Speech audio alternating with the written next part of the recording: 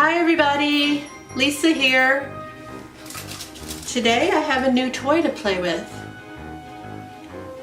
This is a comb through hair color applicator and it holds 5 ounces, and I was wondering what it would be like if I was to layer different colors of paints in this and then use it to spread across my canvas.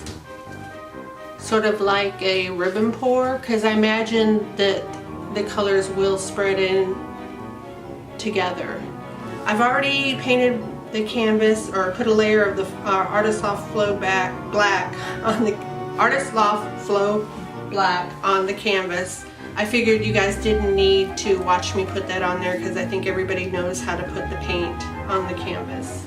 I'm going to be using the Blaster silicone inside the tool to help the paint release easier, and then none of my paints have any silicone in them, so what I'll be doing is putting a drop or two of spot on treadmill lubricant every couple layers in the bottle. So let's get started. Whenever you use the Blaster silicone, always spray away from your canvas. If this was to touch the canvas, then it creates a barrier and then the paint won't stick to it. So I'm going to spray the inside of the bottle now. Just a small spray in there, and I'm going to work it around so that it coats the inside of the bottle. Okay.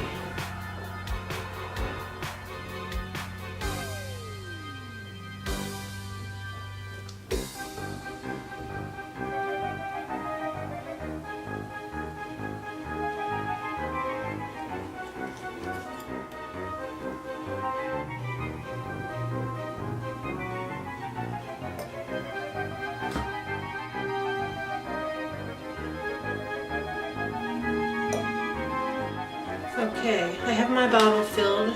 I think I went over the 5 ounce mark, but I guess it doesn't really matter. Actually, looking at this bottle now, I see it does go all the way up to 6 ounces, and I've probably got 5.5 in there. You know what I'm going to do? I'm going to do a little swirl in here before, maybe a couple more drops of the silicone, and then a swirl with a skewer.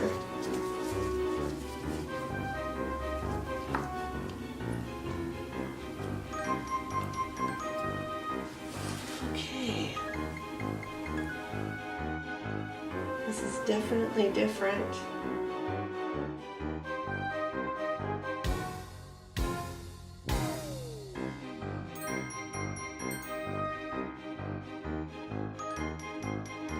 I may have put a little bit too much black in the bottle.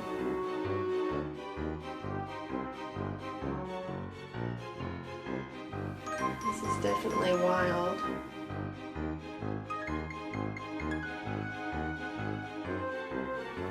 I'm just going to go ahead and put all 5.5 ounces on here, whether I need it or not, and then I'll tilt. I actually think that this would probably work better with a bottle that didn't have as many, I guess you would call them tines. Maybe 4 or 5 spaced farther apart. Might make a cool design. This kind of reminds me of a Jackson Pollock painting, all the different lines. This is actually looking really cool.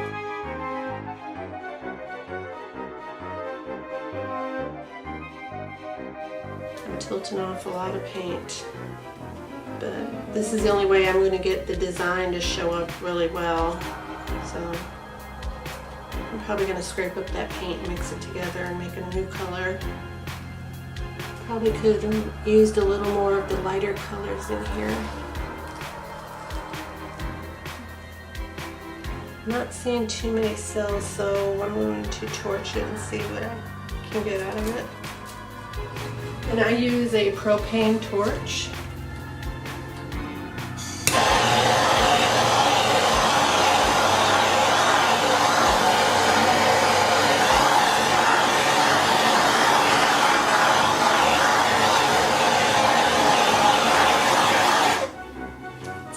definitely different. The colors came out really pretty.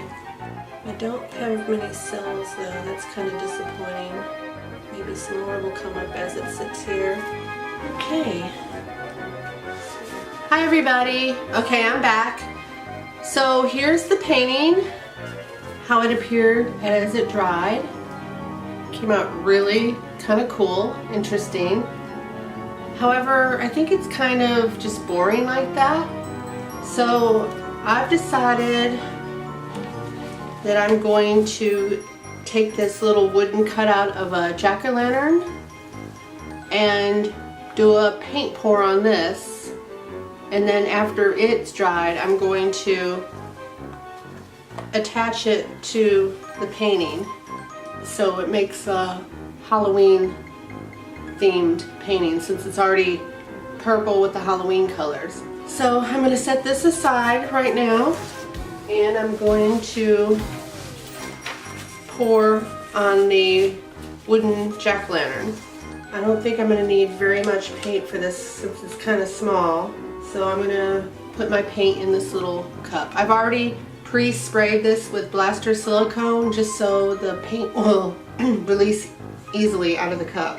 Okay, I am going to use Dollar Tree Orange, Liquitex Basics Cadmium Red, Apple Barrel Apricot, and Artist Loft Flow Black as my colors.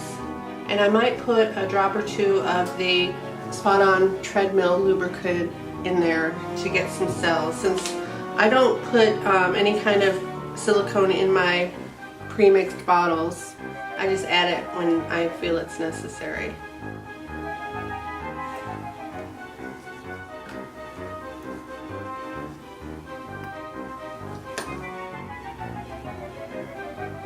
Okay, I've just put 2 drops of the silicone in there. I'm just going to give this a little swirl.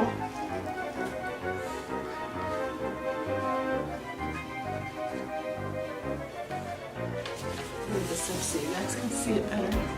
I'm just going to do I don't think I can do a flip cup because then all the paint's going to go right in the center. I'm going to do a pour around it.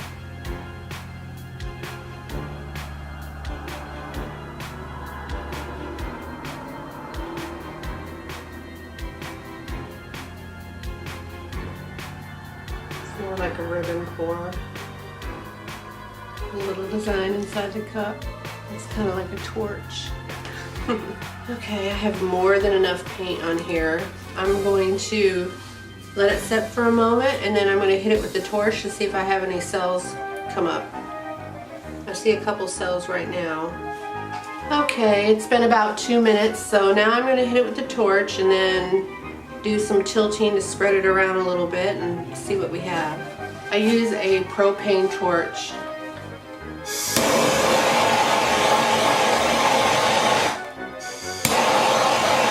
This actually does 2 things. It gets the air bubbles out and it brings up any cells.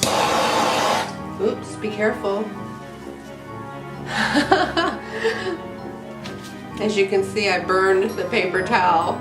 Ooh, that smells too. I usually don't pour on a paper towel, but I figured this was small and I didn't want to use a whole piece of the freezer paper. Okay, so now I'm going to pick up my jack-o'-lantern and do a little bit of tilting. Make sure I have full coverage on it. Make sure the sides are covered.